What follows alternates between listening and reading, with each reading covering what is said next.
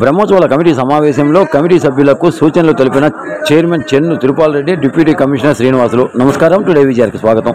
నెల్లూరు జిల్లా రాపూరు మండలం పెంచులకోనలో ప్రసిద్ధ స్వయంభూ పుణ్యక్షేత్రమైన శ్రీ శ్రీ శ్రీ పెనుసిల లక్ష్మీ నరసింహస్వామి బ్రహ్మోత్సవాలను విజయవంతంగా జరిపించాలని కమిటీ సభ్యులకు chairman Chennu Tirupal Reddy, deputy commissioner Srinivasulu పలు సూచనలు, సలహాలు తెలియజేశారు. ఈ సందర్భంగా చెన్ను మాట్లాడుతూ రాష్ట్ర ప్రభుత్వం ఉత్తర్వుల మేరకు దేవాదాయ శాఖ మంత్రి ఆనం రామనారాయణ రెడ్డి ఆదేశాలతో శాసనసభ్యులు కురుగొండ్ల రామకృష్ణ సూచనలతో బ్రహ్మోత్సవాలను జరిపించాలని తెలిపారు. బ్రహ్మోత్సవాలకు వచ్చే భక్తులకు ఎటువంటి ఇబ్బందులు ఎదురవకుండా కమిటీ సభ్యులు వారికి కేటాయించిన అంశాలలో పూర్తి స్థాయిలో సహకరించి భక్తులందరికీ దర్శన భాగ్యం కలిగించేలా చూడాలన్నారు. దర్శనం చేసుకున్న ప్రతి భక్తుడికి తీర్థప్రసాదాలతో పాటు అన్నప్రసాదం సులభదాయకంగా అందుకునే విధానంపై ఎప్పటికప్పుడు పర్యవేక్షణలో ఉండాలని తెలిపారు.